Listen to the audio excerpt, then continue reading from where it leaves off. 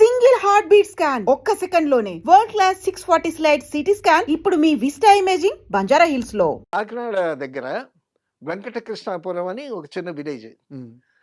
12 కిలోమీటర్లు ఎంతో ఉంటుంది. ఎడ్ల బండ్ల మీద వెళ్ళి కాకినాడలో సినిమాలు చూసేవాళ్ళు ఆవిడ. ఆవిడకి ఆవిడతో తల్లిదండ్రులకి మొత్తం 14 సంతానం. ఓకే.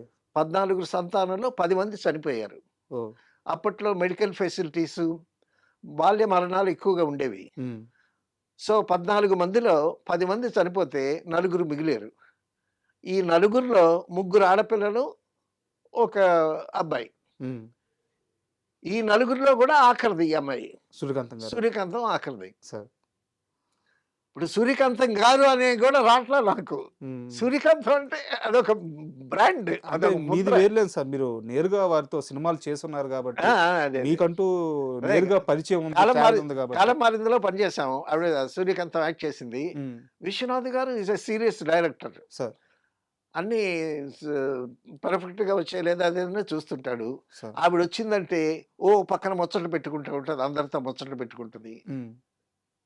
పలకరించకుండా వెళ్ళిపోయేవాడిని కూడా పిలిచి, ఏరా పలకకుండా వెళ్ళిపోతున్నావేంటి అని అంటది. ఏంటి గోళ అని విశ్వనాథ్ గారు సిక్కునేవాడు. ఓకే. ఆవిడ మీ పని మీరు చూసుకోండి, మా పని మేము చూసుకుంటామని విశ్వనాథ్ గారికి సరదాగే ఇంటి నుంచి ఇంత క్యారేజీలు తీసుకొచ్చి అవన్నీ లంచ్లో అందరికి పంచి ఆవిడ వడ్డించి, ఈ డైరెక్టర్లు వాళ్ళు వీళ్ళు ఉంటారు కదా, ఏమయ్యా బక్కగా ఉన్నావు, ఏం డైరెక్టర్ తినమయ్యా, అసిస్టెంట్ డైరెక్టర్ని బాగా తిని బాగా మంచి పర్సనాలిటీ పెంచుకోవాలి అది ఇదని అందరికి కొసరు వడ్డించి. సూర్యకాంతం వస్తే సావిత్రి గారు, తర్వాత సూర్యకాంతం ఫ్రెండ్ ఛాయాదేవి, వీళ్ళిద్దరు గయ్యాళి గంపలు, వీళ్ళిద్దరు ఫ్రెండ్స్, వీళ్ళిద్దరు మంచి ఫ్రెండ్స్. వీళ్ళిద్దరు ఉంటే అబ్బో సెట్ అంతా గందరగోళమే. పక్కన సావిత్రి గారు, అంజలి, ఇట్లాంటి వాళ్ళందరూ ఉంటే వాళ్ళందరూ తెచ్చినటువంటి పలహారాలు తినలేక చచ్చేవాళ్ళండి అందరూ. వీళ్ళ పక్కన రాజబాబు ఉంటే మరి ఇంకా గందరగోళంగా ఉండేది. ఆవిడ వస్తే అంత సరదాగా ఉండేది ఆవిడ. తర్వాత అండి గుండమ్మ కథ అని సినిమా తీశారు. రామారావు గారు, నాగేశ్వరరావు గారు హీరోలు. ఈవిడేమో గుండమ్మ క్యారెక్టర్. రామారావు గారు, నాగేశ్వరరావు గారు మనం చెప్పుకున్నాము, చిరంజీవి మోహన్ బాబు యాక్ట్ చేస్తే నా పేరు ముందు ఉండాలి అని అనుకున్నారు. వేరే ఎపిసోడ్ లో మనం మాట్లాడుకున్నాం. అవును, నేను సీనియర్ని, నా పేరు ముందు ఉండాలి, తను జూనియర్ తర్వాత ఉండాలి అని అనుకున్నాం. మరి రామారావు, నాగేశ్వరరావు గారు అప్పుడు అలాగల్లా గుండమ్మ టైటిల్, ఆ గుండమ్మ టైటిల్ సూర్యకాంత్ అంది, క్యారెక్టర్ పేరు గుండమ్మ. అసలు గుండమ్మ అనేటటువంటి పేరు మన ఆంధ్రాలో తెలుగులో లేదు. గుండమ్మ అనే పేరు ఎక్కడైనా విన్నారా? లేదు. ఎప్పటి నుంచి గుండమ్మ అనేటటువంటి పేరు వచ్చిందంటే గుండమ్మ సినిమా వచ్చిన తర్వాత పేరు వచ్చింది. అది కన్నడ విఠలాచార్య గారు చేశారనుకుంటా ఒక సినిమా. ఆ కన్నడ నుంచి నాగిరెడ్డి చక్రపాణి గారు తీసుకున్నారు దాన్ని. తీసుకుని అదే గుండమ్మ అనే పేరే పెడదాము అని అంటే, గుండమ్మ అనేది అక్కడ రైటర్స్ ఉంటారు కదా, అక్కడ గుండమ్మ అనేటటువంటి పేర్లు మన ఆంధ్రాలో ఏమండాలంటే చక్రపాణి గారు ఏమన్నా తెలుసా, మనం పెడితే అదే ఉంటుందండి అని అన్నాడు. మాయాబజార్లో ఆయన అంటాడు కదా, మనం పేర్లు పెట్టకపోతే, మనుషుల పేర్లు పెట్టకపోతే ఇంకెవరు పెడతారు, వేయండి 2 వీరతాళ్ళు వీరికి. వాడు మనోళ్ళని అస్మదీయులు అంటా ఉంటాయి, మనోళ్ళు కాని వాళ్ళని ఏమంటే తసమదీయులు అని అంటాడు. ఎవరో కనిపెట్టకుండా కొత్త పదాలు ఎలా పడతాయి, కొత్త పదాలు ఏంటి వేరుతాళ్ళు. అలాగా చక్రపాణి గారు చాలా జీనియస్. సో ఆ గుండెమనే పేరు పెడదామయ్యా, మనం పెడితే మిగతా వాళ్ళు పెట్టుకుంటారు అని అన్నారు. సారీ టు ఇంటరప్ట్ యు, చిన్న డౌట్. ఒకవైపు ఎన్టీఆర్ గారు, ఒకవైపు ఏఎన్ఆర్ గారు, అవును, మామూలు హీరోలు కాదు. అవును, అలాంటి వాళ్ళిద్దరూ హీరోలుగా యాక్ట్ చేస్తున్నప్పుడు సూర్యకాంతం గారి క్యారెక్టర్ మీద టైటిల్ పెట్టి సినిమా తీస్తానంటే వాళ్ళిద్దరు ఎలా ఒప్పుకున్నారు? ఆ సాహసం ఎలా చేశారు? ఆడియన్స్ ఎలా యాక్సెప్ట్ చేశారు? వాళ్ళ అంటే టొటాలిటీ అండి, సినిమా అనేది టొటాలిటీ. తర్వాత ఆవిడ క్యారెక్టర్ చాలా హైలైట్ అయిన క్యారెక్టర్ గుండమ్మలో. సో ఇప్పుడు మాయాబజార్ తీశారు. అందులో హీరో ఎవరంటే ఎస్వి రంగారావే చెప్తారు. అంతే. మరి రామారావు గారు ఉన్నారు, నాగేశ్వరరావు గారు ఉన్నారు. మరి ఆయన మీదే వెళ్ళింది కథ అంతా. అంతే. అంతే కదా! సో కాబట్టి ఏంటంటే వాళ్ళు నిజంగా ఆర్టిస్టులు కాబట్టి, హ్మ్. బాగా నేర్చుకున్నారు కాబట్టి, బాగా సంయమనం ఉన్నవాళ్ళు కాబట్టి డెఫినెట్‌గా కామ్‌గా ఉన్నారు. తర్వాత నాగిరెడ్డి, చక్రపాణి గారు వాళ్ళు డిసైడ్ చేశారు గుండమ్మ కథ అని. హ్మ్. సో ప్రొడ్యూసర్ల మీద గౌరవం కూడా. సో వీళ్ళకి మెంటల్ డిసిప్లిన్, ప్రొడ్యూసర్ల మీద ఉన్న గౌరవం, హ్మ్. ఇవన్నీ సో మెనీ ఫ్యాక్టర్స్ ఆ సినిమా చేయటానికి. హ్మ్. అసలు ఆ సినిమా కథ కేవీ రెడ్డి గారిని చేయమంటే ఇంతలో కథ లేదు నేను చేయనన్నాడు కేవీ రెడ్డి గారు ఆ! గుండమ్మ కథని. అప్పుడు మన కమలాకర్ కాపేసి. కమలాకర్ కామేశ్వరరావు గారు టేకప్ చేశారు. హ్మ్. కమలాకర్ కామేశ్వరరావు గారు టేకప్ చేసి అందులో ఎస్వి రంగారావు గారు, అటుపక్క నాగేశ్వరరావు గారు, రామారావు గారు, గుండమ్మ, తర్వాత ఎల్బి జయలక్ష్మి, హ్మ్. హర్నాథ్.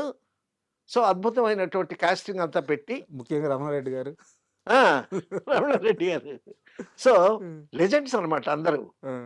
ప్రతి ఒక్కరు వాళ్ళ నటనలో నిష్ణాతులు. సార్. వాళ్ళందరినీ చక్కగా వాడుకుని కమలాకర కామేశ్వరరావు గారు దానికి అసలు సినిమాకి మీరు గుర్తుందో క్లైమాక్స్ ఏం లేదు. సార్. జమున్ని ఆ జముని తాలూకా అహంకారం అణిచి అవును. అంతే. అందరినీ ఇంట్లోకి కలపటం అంతే. ఆ ఇంట్లోకి వెళ్ళడం అది అంతే. ఆ! లాస్ట్. అంతే. హ్మ్. అసలు క్లైమాక్స్ లేకుండా అలా సినిమా చేయటం అనేటటువంటిది అది ప్రొడ్యూసర్సా కమలాకర్ కామేశ్వరరావు గారా, డివి నరసరాజు గారు. స్క్రిప్ట్ డివి సార్. నరసరాజు గారు. If I remember well. మరి అంత చక్కగా చేసి సినిమా రిలీజ్ చేస్తే రామారావు గారు, నాగేశ్వరరావు టక్కులు చేసుకొని మధ్యలో ఎస్వి రంగారావు ఉంటే ఆ పోస్టర్‌లు చూసి అవును. సినిమా చూసారు కదండీ! అవును. ఆ! కానీ సార్ ఆ గుండమ్మ కథ సినిమా చూస్తున్నప్పుడు ఆ! సూర్యకాంతం గారి యాక్టింగ్ ఉంటది సార్. అబ్బా! అద్భుతం. అసలా ఒక టెక్స్ట్ బుక్ రాయొచ్చేమో సార్ ఆ యాక్టింగ్ మీద. ఆ! తర్వాత స్టోరీ డిస్కషన్‌లో రైటర్స్ వాళ్ళంతా కూర్చుంటారు గదా! సార్ గుండమ్మ క్యారెక్టర్‌ని ఎస్టాబ్లిష్ చేయటానికి 2, 3 సీన్‌లు ఏద్దామండి ఆ! అని అన్నారంట. ఆ! అప్పుడు చక్రపాణి గారు ఏమన్నారు తెలుసా? ఏమయ్యా! ఆవిడ ఎస్టాబ్లిష్‌మెంట్‌కి 2, 3 సీన్‌లు అది ఫుటేజ్ వేస్టు. సూర్యకాంతం అనంగానే అర్థమైపోద్ది ఆడియన్స్‌కి. కాబట్టి సూర్యకాంతం పలానా గయ్యాళి అని సెపరేట్‌గా చెప్పడానికి 2 సీన్‌లు అక్కర్లేదయ్యా ఆ! అని అన్నారంట. ఆ చక్రపాణి గారి ఆ జడ్జిమెంట్ డెసిషన్స్ అవును. అవన్నీ చాలా బావుంటాయి. చక్రపాణి గారి మాట నాగిరెడ్డి గారికి వేదవాక్కు. సార్. అండ్ గుండమ్మ కథ ప్రస్తావన వచ్చింది కాబట్టి హ్మ్. నేను విన్నది ఒకటి మీ ముందు పంచుకుంటాను. హ్మ్. దీని మీద మీ ఎక్స్‌ప్రెషన్ తెలియజేయండి. చెప్పండి. గుండమ్మ కథ సినిమా తర్వాత కాలంలో అంటే రామారావు గారి వారసులు, ఏఎన్నార్ గారి వారసులతో సినిమా తీయాలి అన్న ప్రయత్నాలు చాలా కాలం జరిగి, మధ్యలో ఒక పాయింట్ ఆఫ్ టైమ్‌లో హ్మ్. సరే హీరోలున్నారు. మిగతా అందరు ఆర్టిస్టులు ఉన్నారు. అవునవును. ఇంకో సూర్యకాంతం ఎక్కడి నుంచి తెస్తాం? ఇంకో గుండమ్మ ఎక్కడ దొరకద్ది? ఇంకో గుండమ్మ దొరక్కే గుండమ్మ కథ ఆగిపోయింది అని జెప్తారు. అవునవునవును. ఆ! తర్వాత సూర్యకాంతానికి ఛాయాదేవి ఆల్టర్‌నేట్ అనుకున్నారు గానీ, ఆ! ఛాయాదేవి ఆవిడ యాక్ట్ చేస్తే ఏదో విసురు, డైలాగులు విసురులవి ఉంటాయి గానీ, న్యాచురల్‌గా యాక్ట్ చేసేటటువంటి ఫీలింగ్ రాదు మనకి చూసేవాళ్ళకి. సార్. అసలు క్యారెక్టర్ కనిపిస్తది. మనకు సూర్యకాంతం కనిపించదు. హ్మ్. ఏవండీ 25 సంవత్సరాలు ఒకే గయ్యాళత్త క్యారెక్టర్ వేసి, ఒకటే టైప్ క్యారెక్టర్ గదా! మొనాటనీ లేకుండా. మొనాటనీ లేకుండా అసలు రంజింపజేయటం. ఆవిడ యాక్ట్ చేస్తుంటే, ఆవిడ గయ్యాళి గంపగా అరుస్తా ఉంటే, మనకి నవ్వొస్తది గానీ, అంతే సార్. ఆవిడ మీద కోపం రాదు. తర్వాత మరొక విషయం. ఓసారి విజయవాడలో 100 డేస్ ఫంక్షన్‌లో సార్. నాగేశ్వరరావు గారు, సావిత్రి, సూర్యకాంతం వీళ్ళంతా డయాస్ మీద కూర్చున్నారంట. ఆ! ఆడియన్స్‌లోంచి ఒక ఆవిడొచ్చి సూర్యకాంతాన్ని టపా, టపా, టపా కొట్టిందంట. మా సావిత్రిని అంత రాచి రంపాన పెట్టడం అవసరమా? అని చె చెంపలు వాయించి దిగిపోయిందంట. అయ్యా! అది పిచ్చభిమానం. అంటే ఆ అది క్యారెక్టర్ అలా ఉంది. పిచ్చభిమానం. ఆ! ఆ! తర్వాత ఆహ్, అప్పుడు ఎవరో తప్పించారు. తప్పిస్తే అప్పుడు తర్వాత సూర్యకాంతాన్ని మాట్లాడమంటే, నా నటన అంత ఇంపాక్ట్ కలగజేసినందుకు హ్మ్. ఆవిడ కొట్టినా కూడా నేను సంతోషించాలి గానీ ఎందుకు ఎడవాలి నేను అని సమర్థించుకుందంట. అబ్బా! అండ్ సార్ ఇంకా మన 'జగత్ బాబు' గారి ఫాదర్ ఉన్నారు కదా! రాజేంద్ర ప్రసాద్. అవునవును. వారు చాలా గొప్ప నిర్మాత. ఆయన గురించి చాలా అవునవునవును. అద్భుతంగా చెప్తారు ఎవరు చెప్పినా. అవునవును. అయితే ఆ రోజుల్లో ఆయనకి వచ్చిన కొత్తల్లో ఏదో చిన్న యాక్సిడెంట్ జరిగితే అవునవును. సూర్యకాంతం గారు అల్లాడిపోయారంట. అల్లాడిపోయి ఆ! గుడికెళ్ళి ఆయన పేర అర్చన చేయించి, ఆయన బావుండాలి, చాలా మంచి ప్రొడ్యూసరు, హ్మ్. అట్టటి వాళ్ళు ఏదన్నా సినిమా చేస్తే, మా సినిమా ప్రొడ్యూసర్లు బాగుండాలి, అబ్బా! ఆ! మా ఇండస్ట్రీ బాగుండాలి. హ్మ్. అది ఇదని ఇండస్ట్రీ భవిష్యత్తు కోసం దేవుడి దగ్గర మొరపెట్టుకునేదంట. అబ్బా! తర్వాత ఆవిడకి ఒక పద్మశ్రీ గాని ఏమీ రాలా. సార్. తర్వాత లాస్ట్‌లో పద్మావతి తిరుపతి పద్మావతి యూనివర్సిటీ వాళ్ళు డాక్టరేట్ ఇచ్చారు హ్మ్. ఆవిడకి. తిరుపతి ఎళ్తా ఉంటది. తిరుపతి వెళ్ళి అక్కడ భక్తుల కోసం కాటేజీ ఏర్పరిచిందంట. హ్మ్. చాలా దేవుడిని చాలా బలంగా నమ్ముతారంట. దేవుడిని బలంగా నమ్ముద్ది. ఆ! తర్వాత ఆవిడకి చదువంటే చాలా ఇంట్రెస్ట్. సార్. చదువంటే చాలా ఇంట్రెస్ట్. సెవెంత్ క్లాసో ఎంతవరకో చదువుకుందంట. హ్మ్. నేనొక డిగ్రీ సంపాదించాలి హ్మ్. అనేటటువంటి బలమైన కోరిక ఆవిడకుండేదంట. ఆ! అక్కడ సి మంచి భూమి పీరియడ్‌లో ఉంటూనే చదువుకుంటేదంట. ఓకే. చదువుకునేదంట. సెట్‌కొచ్చి రాత్రులు బాగా లేట్‌గా నిద్రపోవటం వల్ల కునుకుపాట్లు పడతా ఉంటే ఛాయాదేవి అడిగిందంట. "ఏందమ్మా ఏంటి కునుకు నిద్ర పట్టలేదా సరిగ్గా అది ఇది" అంటే, "లేదు చదువుకుంటున్నాను." "ఏం చదువుతున్నావంటే" "నేను డిగ్రీ పరీక్ష దేనికో వెళ్ళాలి అది ఇది" అని అంటే, "ఓసారి నేను ఇంటికొస్తాను పద" అని ఇంటికెళ్ళి హ్మ్. చూస్తే బుక్స్ అన్నీ ఉన్నాయంట. చదువుకుంటుందంట. అబ్బా! "నీకేమన్నా పిచ్చా? హ్మ్. నీకసలు గొప్ప స్టార్‌డమ్ వచ్చింది. ఎంత చాలా గొప్ప సహజ నటి అనేటటువంటి 'సావిత్రికి' ఎంత పేరొచ్చిందో, హ్మ్. నువ్వు చేసేటటువంటి క్యారెక్టర్స్‌లో అంత పేరొచ్చింది నీకు. హ్మ్. అది అదృష్టము. దాన్ని కాపాడుకో. డిగ్రీ వాళ్ళ ఉంటే ఏంటి? లేకపోతే ఏంటి?" హ్మ్. అని క్లాస్ పీకిందంట. వాళ్ళిద్దరూ బాగా ఫ్రెండ్స్. అదే. అదే. ఆ! మీరు చెప్పారు గదా! ఆ! క్లాస్ పీకితే అప్పుడు మళ్ళా సరే చదువు పక్కన పెట్టి హ్మ్. ఈవిడ ప్రొఫెషన్ మీద కాన్సంట్రేట్ చేశారు. తర్వాత చాలా గొప్ప విశేషం ఏంటంటే సూర్యకాంతం గారు ఖాళీగా ఉండేటప్పుడు పాత కార్లు కొనేదంటండి. ఆ! పాత కార్లు కొని వాటిని మెకానిక్ చేత బాగు చేయించి, వాటికి రంగులేసేసి అమ్మేదంట. ఇదొక బిజినెస్. ఇదొక బిజినెస్. ఆ! ఖాళీగా ఉండేటప్పుడు. ఆ! తర్వాత మేకప్ మెటీరియల్ ఇంపోర్టెడ్ మెటీరియల్ తెప్పించి హ్మ్. ఈ మేకప్ వాళ్ళకి అమ్మేదంట. ఆ! తర్వాత పాతయిళ్ళు ఎక్కడన్నా ఉంటే, ఆ! ఆ పాతయిళ్ళు గూడా కొని, ఆ పాతయిళ్ళని మళ్ళా రెనోవేట్ చేసి, అవి అమ్మేదంట. అబ్బా! ఇదొక గుణం. అంటే సారీ ఒక మాట చెప్పాలి సార్. అంటే హ్మ్. వారి మీద ఉన్న అభిమానం, ఇష్టం, ఆ చూసిన ఇంపాక్ట్‌తో సరదాగా నవ్వాను గానీ, ఆ! ఎంత ఫైనాన్షియల్‌గా ఎంత డిసిప్లిన్, ఎంత ముందు చూపో చూడండి. మీరు చెప్తున్న అవునవును. ఆ! అవునవును. ఆ! తర్వాతండి ఆహ్, ఇవ్వటంలో గూడా, ఇచ్చుటలో ఉన్న హాయి వేరెచ్చటను లేదని ఒక పాట కూడా ఉంది మనకి. కొంతమందికి ఇవ్వటంలో ఆనందం ఉంటుంది. హ్మ్. అలాగే చెప్పుకోవాల్సిన వ్యక్తులు నాగయ్య గారున్నారు. అది వేరే విషయం అనుకోండి. అబ్బో! అదో పెద్ద చరిత్ర. ఆ! ఎవరన్నా ఏదన్నా కష్టాల్లో ఉంటే అలాగే ఇచ్చుద్ది. హ్మ్. అసలు క్యారేజులు ఈ భోజనాలు, గీజనాలు తర్వాత తి తినుబండారాలు అన్నీ తీసుకొచ్చి అందరికి పంచి వాళ్ళందరికి పెడితే అదొక ఆనందం ఆవిడకి. హ్మ్. అట్ ది సేమ్ టైమ్ ప్రొడ్యూసర్‌ల దగ్గర నుంచి రావాల్సిన డబ్బులు ముక్కుపిండి వసూలు చేస్తది. ఆ విషయంలో స్ట్రిక్ట్. ఆ! అన్నిట్లో స్ట్రిక్ట్. హ్మ్. ఆ! అలా ఉండేది ఆవిడ. మిమ్మల్ని ఏదో బాగా ఆట పట్టించేవాళ్ళంట షూటింగ్ లేకపోతే. మీతో ఎలా ఏమని పిలిచేవాళ్ళు మిమ్మల్ని? ఏముంది మా మాతో పాటు చాలామంది ఉండేవాళ్ళు కదా! ఆ! అబ్బాయి ఇట్రా ఆ! అనేది. ఆ! ఇదిగో అందులో సున్నుండలుండదు తీసుకో ఆ! అనేది. చేయి పెడితే ఇదిగో మిగతా వాళ్ళకుంచు. ఒక్కటే తీసుకో. హ్మ్. వాళ్ళు సీనియర్స్ గదండీ! So legends. హ్మ్. వాళ్ళ దగ్గర మేము బచ్చాలం అన్నమాట. ఆ!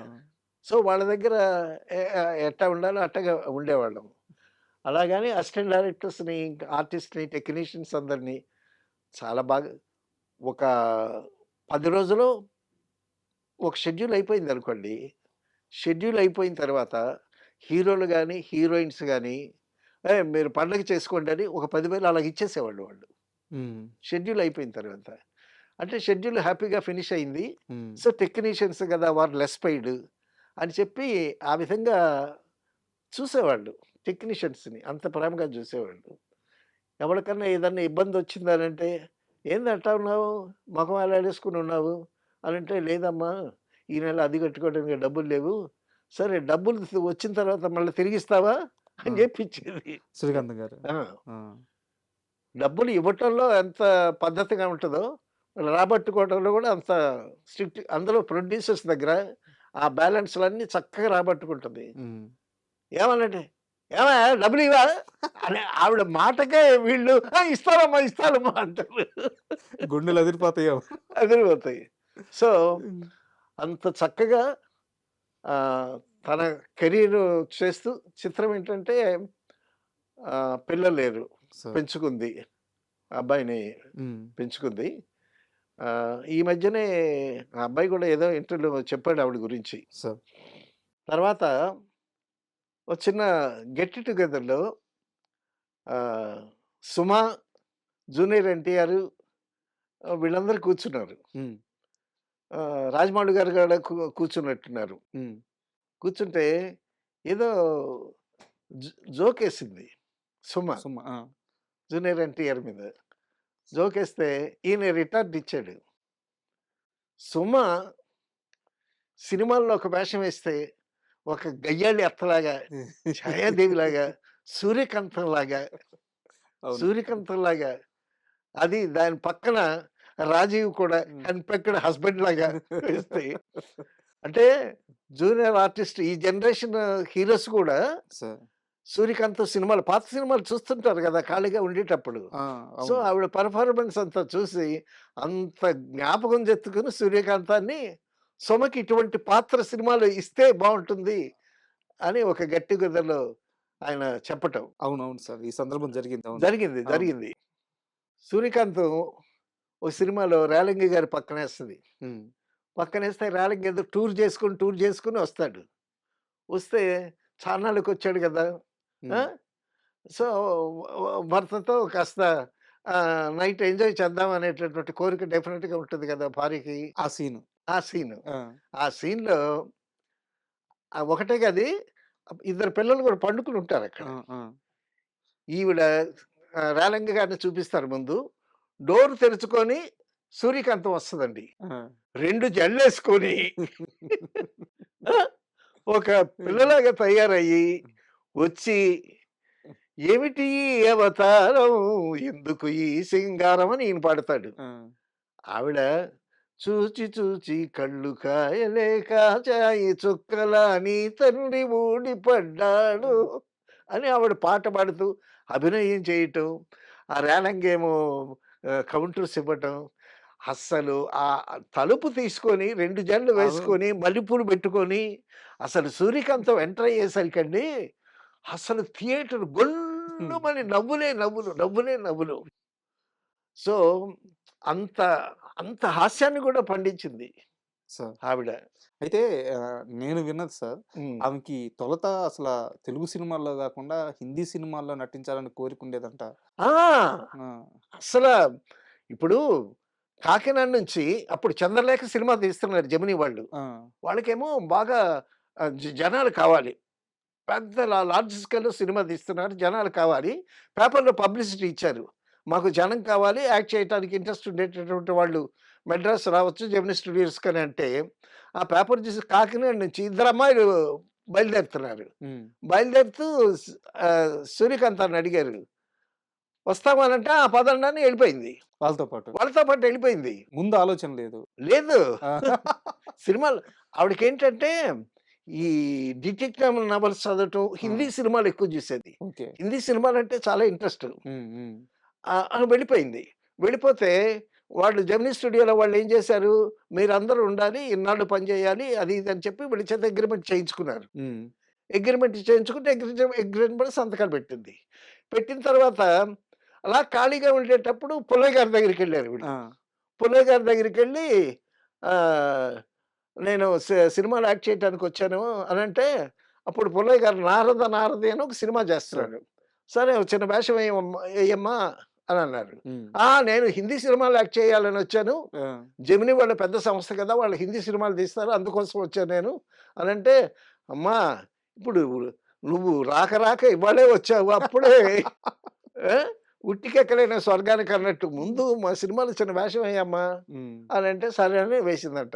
తర్వాత పుల్లయ్య గారు హెచ్ఎం రెడ్డి గారికి రికమెండ్ చేశారు. హెచ్ఎం రెడ్డి గారి సినిమాలో మూగ వేషం వేసింది. ఆమెకి అసలు సరిపడిన విషయం ఆ! అసల భవిష్యత్తులో అద్భుతంగా అనర్గళంగా డైలాగులు చెప్పాల్సినటువంటి సూర్యకాంతం మొట్టమొదట మూగ వేషం వేసింది.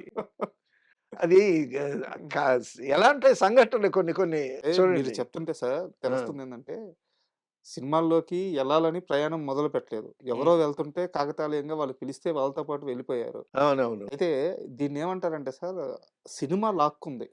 ఇలా డెస్టినీ. ఇలాంటి గొప్ప నటి అవునవును. నా రంగంలో ఉండాలి, నా ఒడిలో ఉండాలని ఆ కళామ తల్లే లాక్కున్నట్టుంది లాక్కుంది. సూర్యకాంతం గారిని. తర్వాత అండి అప్పుడు సౌత్ ఇండియాలో మంచి మంచి ఆర్టిస్టులను మీరు చాలా బాగా చెప్పారు. మంచి మంచి ఆర్టిస్టులందరినీ మెడ్రాస్ సినిమా ఫీల్డ్ ఆకర్షించిందండి. హ్మ్. గొప్ప గొప్ప రచయితలు, గొప్ప గొప్ప మేధావులు, గొప్ప గొప్ప సంగీత విద్వాంసులు, గొప్ప గొప్ప నటులు అందరూ మెడ్రాసే గదండీ! సార్. తెలుగు, తమిళు, మలయాళం, కన్నడం అందరూ అక్కడే గదా!